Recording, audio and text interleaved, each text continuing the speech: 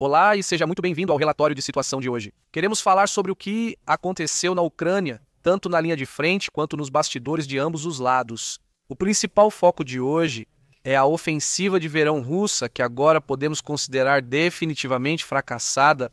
No entanto, os russos estão tentando, com mudanças táticas, alcançar maiores sucessos, pelo menos no outono. E com isso, ataques mecanizados estão voltando a acontecer.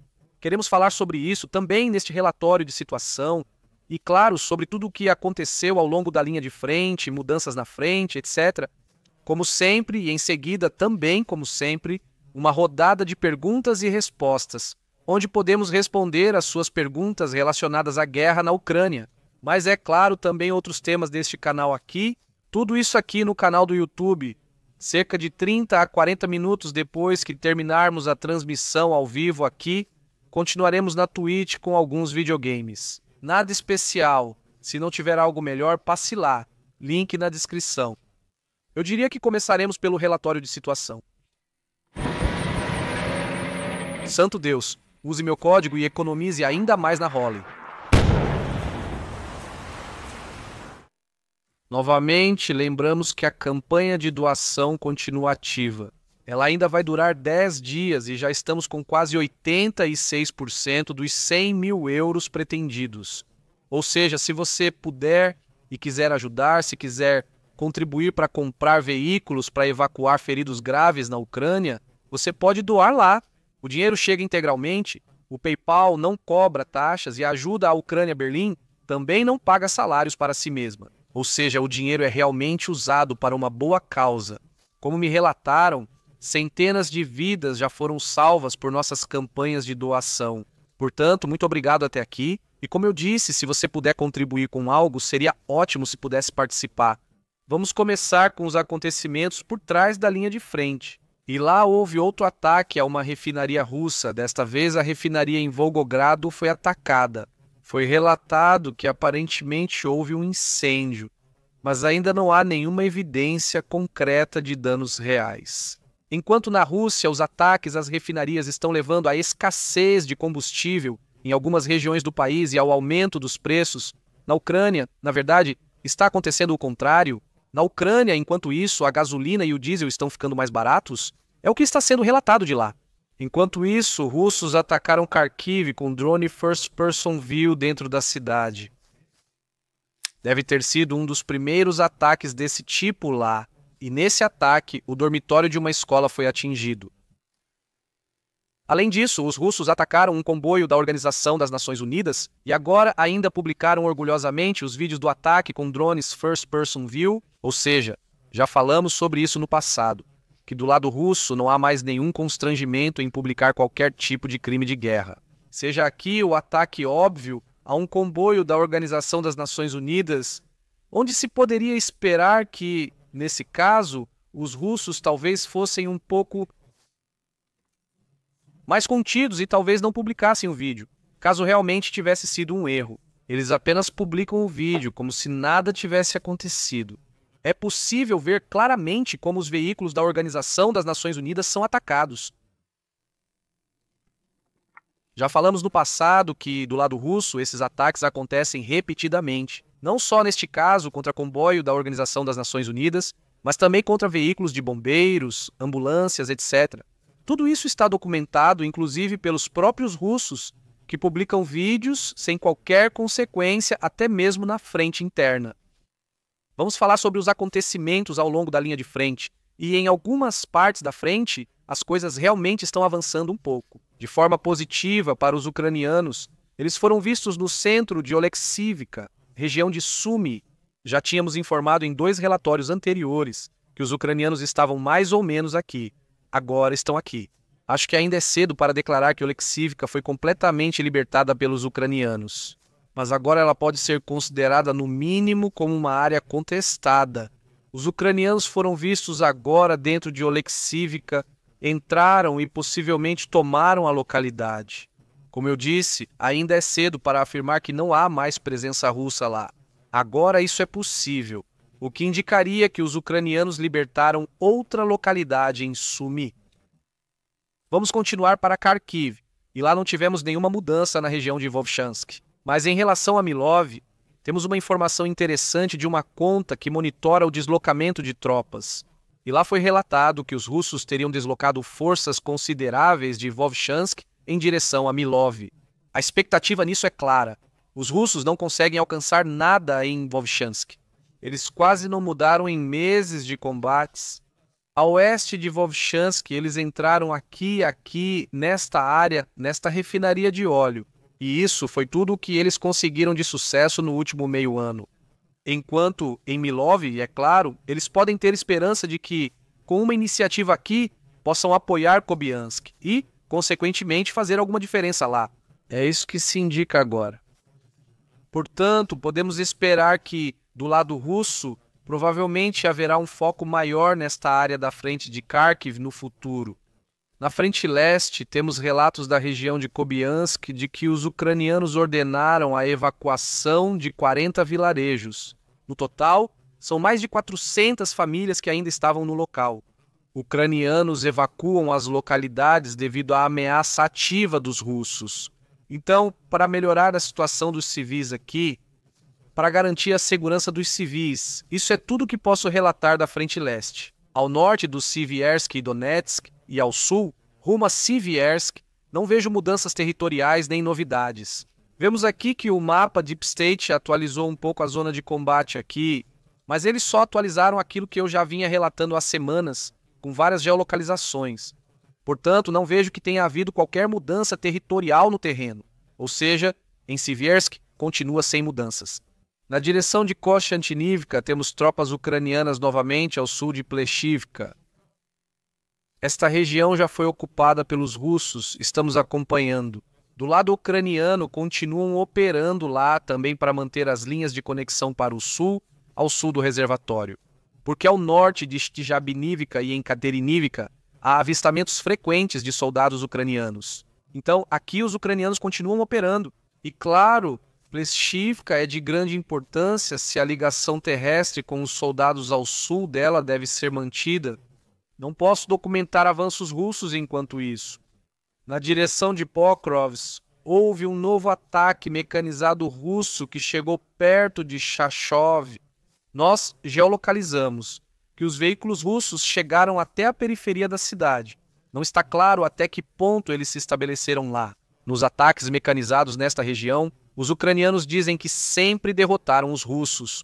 Documentamos em imagens que os russos sofreram grandes perdas de equipamentos pesados. Isso não significa que eles não tiveram algum sucesso. Ainda há relatos contraditórios sobre o tema, porque em parte os soldados russos conseguiram desembarcar e saíram dos veículos, e nem todos eles foram necessariamente encontrados e neutralizados pelos ucranianos depois. Não posso confirmar agora se realmente nada mudou no terreno, como sugere a Deep Steppe Map pró-ucraniana. Os russos realizaram vários ataques aqui e também tiveram êxitos mais a oeste. De Doroshnir, recebemos a confirmação de Konstantin Mashovich de que os russos teriam tomado Doroshnir. Konstantin Mashovich confirma isso aqui.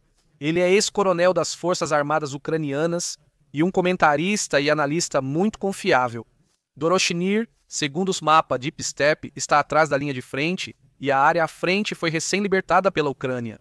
Se Konstantin Mashovich estiver certo, agora é com os russos. E você sabe, quando forças pró-ucranianas confiáveis relatam algo sobre onde os russos tiveram sucesso, nós assumimos em 95% dos casos que é verdade e isso é bom. Provavelmente Doroshnir está novamente ou agora sob controle russo. Logo ao sul dali, Mashovich também relatou que ainda há infantaria russa nas árvores ao longo da linha férrea ao norte de Rodinsk. É aqui, nesta área. Não posso dizer exatamente onde, nem afirmar se toda a região ainda tem presença russa, mas isso também seria um indício de que a área diretamente ao norte de Rodinsk, ou seja, entre Doroshnir e Rodinsk, pelo menos em parte ainda tem presença russa. Então, em parte, talvez essa área não devesse ser marcada apenas como verde, como se tivesse sido reconquistada anteriormente, mas possivelmente até como vermelha, se a infantaria russa ela conseguiu se estabelecer ali de forma permanente. Isso é da região de Pokrovsk. Fora isso, não posso documentar outras mudanças. A sudoeste dali, em direção a Mesh-Shoa. Vimos os russos terem um sucesso aqui, a noroeste de Selinikud. Também geolocalizamos isso, neste ponto aqui. Deve ser aqui, acho. Sim, aqui ou aqui, mas acredito que é este ponto. De qualquer forma, em um pequeno ganho territorial que os russos conseguiram aqui, eles alcançaram a fronteira da região de Dnipro em outro ponto ali. Mas foi só isso mesmo. Na direção de Meshova, na direção de Pokrovsk, temos os russos na orla oeste de Iskra. Eles foram geolocalizados ali. Aqui neste ponto, este é o assunto que temos abordado há meses. Uma observação só indica que a iniciativa, teoricamente, está indo em uma direção. Isso pode ter sido um único soldado russo que conseguiu passar entre as posições ucranianas, que às vezes estão a 1 quilômetro ou mais de distância uma da outra, de modo que à noite, com a camuflagem adequada, atravessar é perfeitamente possível. Uma penetração. Isso quer dizer, isso não significa que Iskra agora esteja de repente sob controle russo. Isso nem mesmo precisa significar que Iskra agora deva ser considerado uma área disputada. Agora ninguém. É perfeitamente possível que aqui e aqui, por exemplo, haja posições ucranianas e que ele só conseguiu passar por algum lugar e por isso foi eliminado ali. Isso não muda o fato de que ele foi visto lá. Isso significa que, com essas geolocalizações, vemos onde alguém foi atacado. Não podemos esquecer que a maioria desses vídeos mostra ataques bem-sucedidos. Ou seja, na maioria dos casos, eles mostram apenas o que sabemos. Havia um soldado inimigo lá. E muito provavelmente ele foi morto em seguida, ele cai na gravação, é morto pelo lado oposto. Ou seja, mesmo que tenhamos a posição exata, ainda não sabemos se, no momento em que a gravação termina, ainda há presença russa lá. É assim que tudo isso deve ser entendido. Portanto, vemos aproximações dos movimentos atuais da linha de frente, que são obviamente importantes porque dessa forma podemos ver onde cada lado avançou. Mas o que se aplica aqui em Iskra, obviamente também se aplica à vila de Oleksivka aqui em cima. Eu também disse isso lá. Disso ainda não podemos concluir que Oleksivka, por causa disso, não esteja mais sob controle russo ou que não haja mais nenhuma presença russa lá. Isso vale para ambos os lados. Mais ao sul, há outro Oleksivka localizado aqui. E lá temos novas geolocalizações que vêm da parte norte da localidade. Russos são atacados em 3 posições. Também aqui é cedo demais para concluir que Oleksivka agora está nas mãos russas. Isso é absolutamente possível, mas neste momento ainda não está definitivamente confirmado, embora, como eu disse, seja possível. Em direção a Juliapole, os russos avançaram ainda mais. Nós os temos aqui, neste ponto, perto de Novo Mykolaiv. Aqui, os russos conseguiram avanços em vários pontos recentemente. Então, tudo isso está agora aqui, neste ponto. Os russos tiveram algum sucesso recentemente, mais ou menos neste eixo aqui. Lá, eles conseguiram conquistar território. Mas a oeste disso, só voltamos a ver mudanças em direção a Zaporizhia. E lá, os ucranianos relatam novamente a libertação de Malish Tcherbak. Eles dizem também que Tcherbak foi libertada, assim como parte de Stepov. Ou seja, agora estamos falando não só de Malish Tcherbak, mas também de Tcherbak e de partes de Stepov. Os ucranianos relatam, segundo eles, mas não estou dizendo que foi libertado. Porque, pelo menos até agora, eu ainda não vi nenhuma geolocalização. Mas o que temos aqui é um vídeo interessante, sem geolocalização de novo, mas aqui vemos como o ataque ocorreu lá. Isso foi publicado pelos ucranianos. E aqui vemos uma série de soldados ucranianos avançando. Não ocorre só um ataque com 2 homens, mas vários simultâneos. Para mim isso parece ser quadriciclos ou algo similar.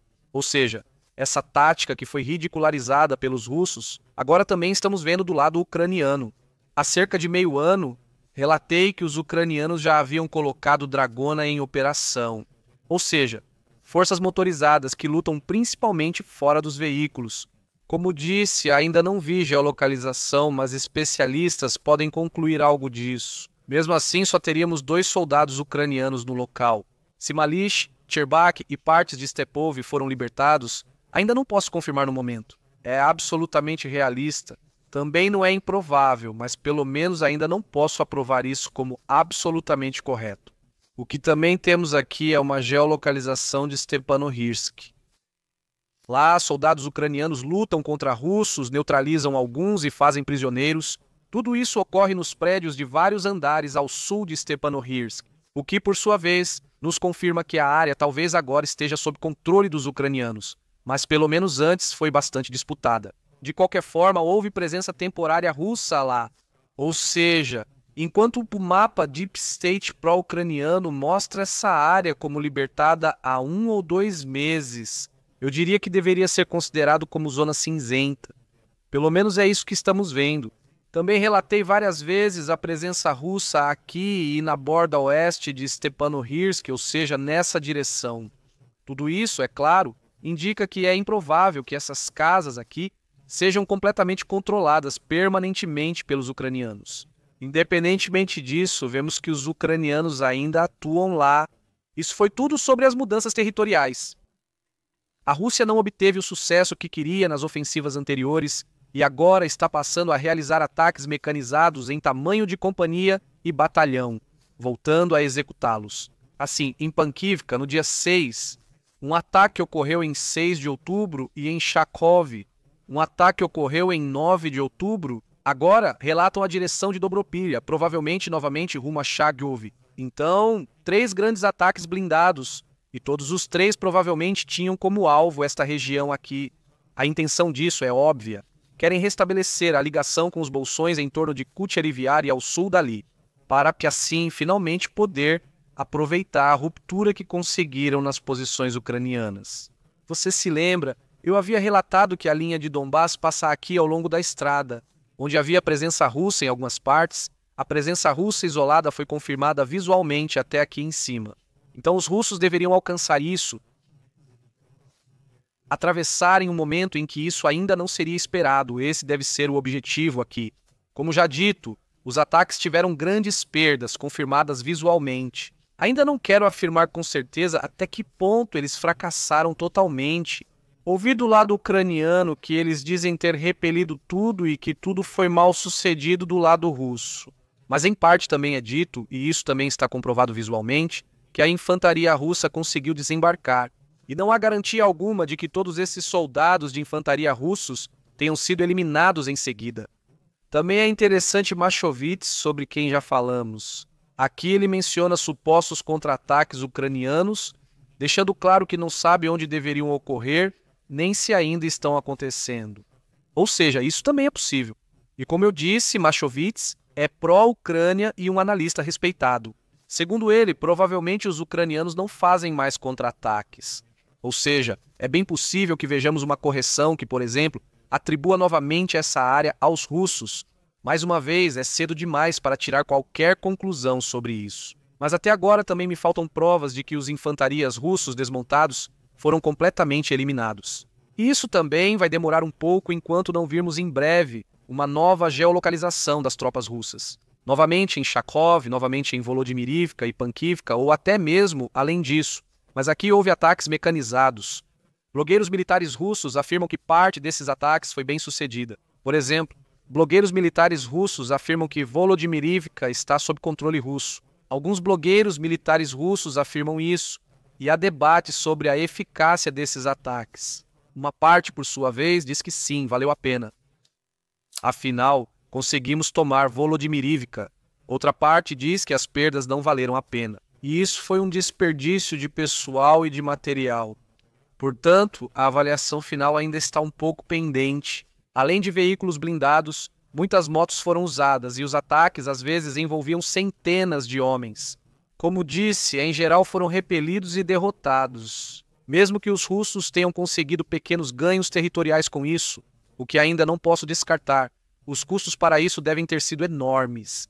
Também é importante ressaltar que esses ataques ocorreram em condições climáticas ruins, com chuva ou neblina. Ou seja, aqui foi uma estratégia deliberada para que os drones ucranianos não voassem ou voassem com menor eficiência, aproveitando isso para realizar novamente ataques mecanizados? No entanto, mesmo que aqui tenham ocorrido pequenos sucessos, agora, com a chegada do outono, é possível afirmar claramente que a ofensiva russa de verão fracassou. Aqui temos apenas o mapa do Deep State, para que você possa ver isso nos mapas. Temos o dia 1º de maio e esta é a situação atual. Nós vemos, é claro, mudanças aqui no sul, por exemplo. Vemos mudanças um pouco nessa direção. E claro, passando por Pokrovsk, é mais ou menos isso aqui. Mais ou menos assim podemos ver as mudanças aqui. Então também aqui há mudanças. Mas, embora tenha havido ganhos táticos de terreno, todos os objetivos operacionais que os russos poderiam ter ali foram perdidos. Mesmo que tenha havido um avanço tático em Dobropirja, que foi aqui em cima, ou seja, em nível local, foi possível romper a linha de frente e houve uma exploração subsequente desse avanço. Em 3 dias, os russos avançaram dessa linha até aqui em cima, ou um pouco mais ao norte. Foram mais de 20 quilômetros em 3 ou 4 dias. Isso é um avanço tático, mas apenas tático. Não pôde ser expandido para um avanço operacional. Por isso, os russos ganharam algum território, mas não atingiram seus objetivos. Essa é a situação atual. Pokrovsk, Mernograd e Kostiantynivka seguem sob controle ucraniano mesmo no sudeste. Vemos que nenhum dos grandes objetivos que os russos poderiam ter aqui foi alcançado, apesar do enorme esforço e das imensas perdas de pessoal. Já tratamos disso antes, durante as ofensivas de outono ou inverno, pois os russos seguem reforçando suas ações com mais tropas. Por isso, a ofensiva russa praticamente não parou desde o início da ofensiva de Avdiivka em outubro ou novembro de 2023. No máximo, houve breves pausas de alguns dias, mas uma verdadeira parada da ofensiva russa simplesmente não aconteceu mais. No entendimento clássico, isso seria um ponto de culminação. Os russos frequentemente enviam mais pessoal e material. Assim, é possível que os russos tenham êxitos no outono ou inverno e, ao final do inverno, Pokrovsk e Mernograd também possam ter caído. No verão, podemos afirmar que os russos não tiveram sucesso. Até em Kupiansk, onde os russos avançaram, isso é visível. A comparação entre maio e agora também não é muito impressionante. Vemos aqui no norte alguns ganhos adicionais, vemos aqui na região. Algo me chama a atenção. Essa localidade, lá vemos mudanças que eles entraram em Kupiansk. Observamos avanços na cabeça de ponte além do rio Ostkil. No geral, também não houve mudança significativa aqui. O único sucesso que os russos tiveram aqui foi, sem dúvida, cortar a linha de comunicação para dentro da cabeça de ponte. Mesmo ali, é questionável até que ponto isso era útil antes, considerando a disseminação dos drones First Person View já em maio. E considerando a proximidade geográfica dessa estrada com as posições russas, havia ali uma ameaça permanente de drones First Person View de qualquer forma. Até hoje, nas mesmas condições, os ucranianos ainda abastecem a cabeça de ponte. Pela localidade, por Kupiansk-Vuslov, que fica aqui, por aqui, eles podem continuar abastecendo a localidade, a cabeça de ponte, pelo Ostkil. Mas mesmo que a situação aqui tenha piorado, podemos dizer que os russos fracassaram claramente em seu objetivo operacional de alcançar o Ostkil em uma frente ampla, esmagar a cabeça de ponte e, claro, retomar Kupiansk. Isso é tudo sobre o desenvolvimento na linha de frente. Depois, temos notícias sobre a guerra híbrida e, claro, mais informações. Os poloneses dizem que a Rússia paga em parte com criptomoedas por sabotagem. Muitas vezes, trata-se de recrutamento espontâneo, ou seja, cidadãos ocidentais ou pessoas de outras nacionalidades no Ocidente e dentro da Europa são recrutados pela internet para cometer sabotagem e recebem em criptomoedas. Para disfarçar o envolvimento do serviço secreto russo, especialmente quando o pagamento não foi feito de maneira rastreável. Pode ser qualquer um, o que deve ser explicado aos serviços secretos e autoridades policiais. Fui recrutado pela internet e me pagaram isso e aquilo para eu incendiar tal coisa.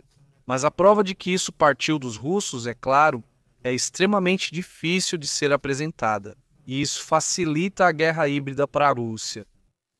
Rússia prepara mudança na lei para facilitar o uso de reservistas na geração de tropas. Isso poderia facilitar o uso na Ucrânia.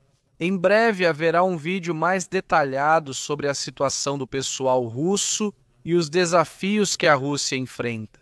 Porque, como já anunciei na primavera, o suprimento russo de voluntários não vai durar para sempre. E agora estamos vendo esse momento chegar em que o lado russo precisa procurar fontes alternativas de pessoal.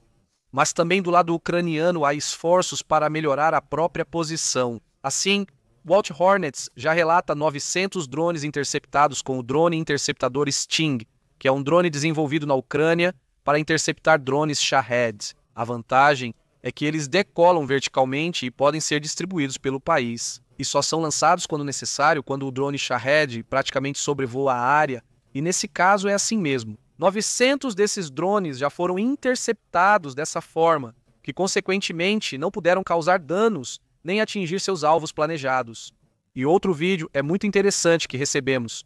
O que vemos aqui são soldados ucranianos colocando um ferido em um veículo robótico, em um veículo terrestre não tripulado desconhecido, e depois, imediatamente, se abrigam novamente. Assistirei ao bombardeio de artilharia enquanto o ferido fica no veículo. Vemos vários impactos de artilharia bem próximos. Os ucranianos afirmam que o veículo resistiu a tiros de 545 mm e 152 mm da Avtomat Kalashnikova 74. Ou seja, o grande calibre russo e ataques de drones First Person View, aqui há uma grande diferença. Recentemente falamos sobre as perdas russas, que atualmente os russos têm apenas cerca de 3 feridos para cada morto e desaparecido a relatar. A maioria dos desaparecidos, claro, acaba morta, o que é autoexplicativo. Isso significa que, do lado russo, há quase tantos feridos quanto mortos. E isso é uma taxa catastroficamente ruim, que é praticamente única. O mínimo esperado é 1 para 3, podendo ser bem melhor em alguns países. Israel, por exemplo, registra muito mais feridos do que mortos. Porque quando Israel tem feridos, eles são levados de helicóptero em 5 minutos para hospitais totalmente equipados, já que lutam na fronteira e os hospitais funcionam normalmente. Isso é naturalmente um caso especial. Mas isso mostra que a proporção de mortos para feridos pode facilmente ser de 1 para 5 ou 1 para 9, quando o atendimento médico é adequado. A primeira hora é chamada de hora de ouro porque nela se decide se um soldado ferido vai sobreviver. E na linha de frente da Ucrânia é assim. Na Ucrânia, os drones dominam tanto de ambos os lados que uma evacuação é extremamente difícil. Um ferido incapaz de se salvar precisa ser resgatado pelos companheiros que acabam se arriscando. Infelizmente, já há centenas de gravações de ambos os lados mostrando ataques contra soldados adversários. Eles levam os feridos numa maca, ou seja, tentar resgatar um ferido coloca em risco extremo e provavelmente resulta na perda dos 2 carregadores e do acompanhante. Por isso, em grande parte, os feridos simplesmente são deixados por conta própria, pelo menos do lado russo, e isso resulta nessa proporção de 1 para 13. Para os ucranianos, a situação é um pouco melhor, pois a maioria das perdas ocorre atrás ou na linha de frente. Assim, a evacuação é mais fácil, pois o caminho até a retaguarda é mais curto e menos ameaçado pelo inimigo. Para os russos, a maioria das perdas acontece perto de suas posições, rumo às linhas ucranianas. E aqui vemos, com esse drone terrestre, vemos naturalmente uma possibilidade de enfrentar isso. Ainda se coloca em risco o veículo terrestre não tripulado, o drone terrestre, ao evacuar um ferido, mas agora só se coloca esse em risco. E dessa forma, é possível garantir, com o uso de equipamentos, que mesmo em áreas altamente perigosas, os feridos possam continuar sendo evacuados. Se a situação for tão crítica que o veículo terrestre não tripulado pode ser atacado e o ferido morto, mas ele morreria com certeza se ficasse, a evacuação pelo veículo robótico é uma alternativa muito melhor, pois aumenta muito suas chances de sobrevivência. E é isso que vemos aqui em ação. Isso também está acontecendo em uma escala cada vez maior na Ucrânia e já está ativamente salvando vidas. Agora temos notícias da área política. Quanto à indústria do carvão russa, ela está em uma crise grave. Déficits da indústria do carvão crescem rapidamente nos primeiros 7 meses de 2025. A indústria do carvão russa já teve prejuízos 2 vezes maiores do que em todo o ano de 2024, ou seja, eles ainda vão aumentar bastante. Isso é problemático para a Rússia, porque o carvão é um importante empregador em algumas regiões. Quanto à exportação, isso não é relevante, representa só 1% do produto interno bruto. Não é o fim do mundo se o carvão não for tão rentável, mas em certas regiões ele é quase o único empregador. E se a produção entrar em colapso e deixar de funcionar nessas regiões, isso pode ter impactos significativos para a população russa, e, consequentemente, para a satisfação com o governo. Como eu disse, mais de 140 mil russos estão empregados nesse setor. 23 empresas de carvão já faliram, 13% do total. Além disso, 53% estão em risco de fechar, ou seja, mais de 25% das demais empresas também correm o risco de ficar sem dinheiro. O motivo disso está, entre outras coisas, em um enorme aumento da produção chinesa, que é competitiva e encarece a produção russa, ou seja, a torna menos atraente no mercado mundial. Para isso, a Rússia teve que dar até 60% de desconto para que os clientes asiáticos ainda comprassem carvão russo. As exportações para a Europa Ocidental praticamente pararam com o início da guerra. Agora, a Rússia só precisa dar 20% de desconto. Isso faz com que a cada tonelada de carvão vendida pela Rússia, ela tenha prejuízo. Além disso, o transporte ferroviário também ficou consideravelmente mais caro. O motivo disso é novamente o petróleo. Os oleodutos não estão mais operando com capacidade total porque as compras no Ocidente desabaram. A Rússia deseja seguir exportando petróleo, mas não tem oleodutos suficientes. Então, o petróleo é colocado em vagões-tanque e transportado por trem, o que por sua vez sobrecarrega as redes ferroviárias e faz com que o carvão tenha que competir com isso. As notícias do Financial Times impressionam. Os números parecem quase absurdos, mas originalmente o transporte do carvão custava 50%, ou seja, se uma tonelada de carvão era vendida por $75, metade desse valor correspondia ao transporte. Então, quanto seria? $37,5 seriam apenas os custos de transporte para levar o carvão. Faz sentido, O carvão ocupa muito espaço, mas vale pouco dinheiro. E carvão não pode ser transportado por oleoduto, Então é levado de caminhão, navio ou trem. E a rede de navegação russa não é muito desenvolvida, por isso muito é transportado por ferrovia. Agora, os custos aumentaram para 90% devido a essa capacidade reduzida e porque o carvão agora também precisa competir muito mais com o petróleo. Ou seja, 90% dos custos russos com o carvão agora se devem ao transporte. A situação não está boa para os russos, e ainda nem mencionamos as minas de carvão no Donbass. Foram parcialmente adquiridas por investidores que as receberam do Estado russo, porque a Rússia conquistou algumas minas de carvão. Lá, ela transferiu a operação para investidores e a maioria deles já devolveu as minas. Porque lá é ainda mais difícil lucrar, já que a própria Ucrânia já havia reduzido a extração de carvão. No leste da Ucrânia, subsidiando 1 bilhão por ano. Agora, esse é mais um problema para os russos. Na área política, temos novamente Peskov, o porta-voz do Kremlin, dizendo que gostariam de alcançar uma solução pacífica na Ucrânia. Infelizmente, quase não há alternativas à guerra, por isso ainda enviam sinais a Washington. Estamos abertos à negociação, mas consideramos os ucranianos irracionais. Vemos que, do lado russo, continua-se a passar a impressão de que querem negociar. Donald Trump afirmou que falará com Putin e fornecerá Tomahawk, caso a Rússia não negocie adequadamente. Nós estamos. No passado, já falei em relatórios de situação que espero que Trump use os Tomahawks como facilitadores de negociação.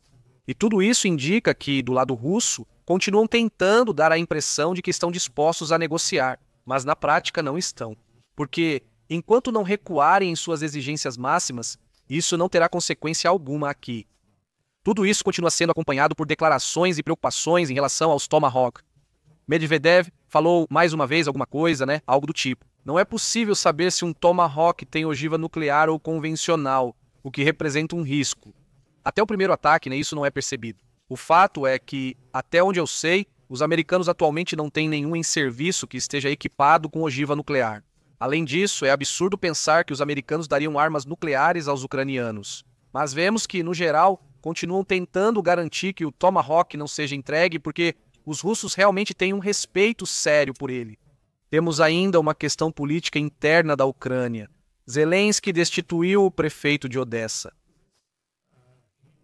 Gennady Trukhanov teve sua cidadania revogada. E essa é uma exigência para poder ser prefeito em Odessa.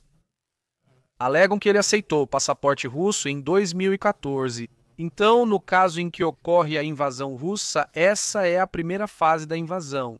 E com isso, é claro, ele é acusado de não ser leal. Odessa ficou sob administração militar, mas nada foi implementado. Fica claro que a Ucrânia tem fraquezas durante a guerra e que o pluralismo também é bastante afetado pelo conflito, o que é compreensível. Partidos de oposição claramente pró-Rússia foram proibidos, e é pelo menos compreensível que, em tempos de guerra, um partido que se coloca ao lado do inimigo não tenha a mesma participação no discurso. Então, embora certamente haja algumas críticas que são justificáveis dentro da Ucrânia e, em parte, um pouco exageradas, isso mostra que, na Ucrânia, o pluralismo ainda funciona até certo ponto, já que há protestos contra Zelensky com a acusação de que ele quer centralizar e consolidar o poder, e que essa acusação não seria justificada, etc. Há também críticas internas na Ucrânia sobre essa abordagem. Vamos ter que ver se isso vai levar a alguma mudança, pois não podemos esquecer que a alteração da legislação anticorrupção foi decidida por Zelensky.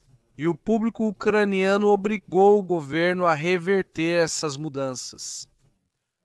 Trukhanov também acionou a justiça, que aceitou o caso. Assim, tudo está suspenso agora, em parte quanto à retirada de sua cidadania. Também aqui fica claro que a Ucrânia, embora esteja longe de ser o Estado perfeito, pluralista, o Estado perfeito. Mas ninguém diz isso de verdade, que ela tem um sistema jurídico ao qual se pode recorrer, no qual se pode continuar confiando e que pode lidar com as questões. Então teremos que ver o que vai sair disso. Tudo isso não deve ser unilateral aqui, também há problemas internos na Ucrânia, isso não surpreende ninguém.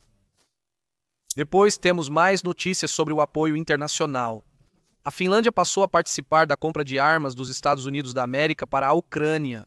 Até agora arrecadaram 2 bilhões, mas estima-se que serão necessários de 12 a 20 bilhões no próximo ano. A grande questão é até que ponto isso funcionará e se dinheiro suficiente será arrecadado. Ainda assim, é uma boa notícia que outro financiador finlandês se juntou, como disse, 2 bilhões. Estima-se que a Ucrânia precise de 12 a 20. Não podemos esquecer, é claro, que a Ucrânia ainda recebeu este ano uma grande quantidade de armas que Biden decidiu que foram financiadas pelo governo dos Estados Unidos da América, pelos cidadãos americanos. Trump parou, agora só vende. E claro, alguém paga por isso. E aí a Ucrânia pode acabar tendo problemas financeiros. Por outro lado, um vídeo está sendo preparado agora para abordar esse tema. A União Europeia, por sua vez, quer destinar 140 bilhões à Ucrânia, usando bens russos congelados. Portanto, é bem possível que a Ucrânia realmente consiga comprar as armas necessárias. Este é o relatório de situação por enquanto.